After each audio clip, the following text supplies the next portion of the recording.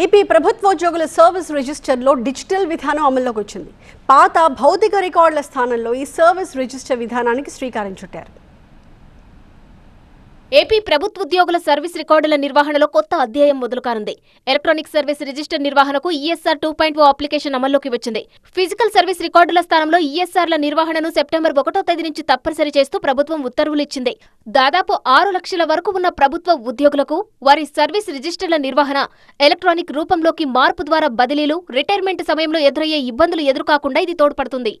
రాష్ట్రంలో వివిధ శాఖలలో ఉన్న ప్రభుత్వోద్యోగుల సర్వీస్ రిజిస్టర్ నిర్వహణవేత్తలకు చెక్ పెడుతూ ఈఎస్ఆర్ విధానం ప్రభుత్వం అమలు తప్పనిసరి చేసింది.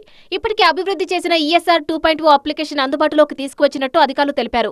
రాష్ట్ర సచివాలయం, హెచ్ఓడి కార్యాలయాల్లో సిబ్బంది ఈఎస్ఆర్లో ప్రాథమిక నమోదు ప్రక్రియ ప్రారంభమైంది. మిగిలిన అన్ని చోట్ల ఈ ప్రక్రియ ఆగస్టు 1 నుంచి ఆరంభం కానుంది. ఇప్పటి వరకు ఉన్న ఎస్ఆర్లలో వివరాలన్నీ స్కాన్డ్ కాపీలు, డాక్యుమెంట్లను అప్లోడ్ చేసేందుకు ఆగస్టు 15 వరకు గడువు విధించారు.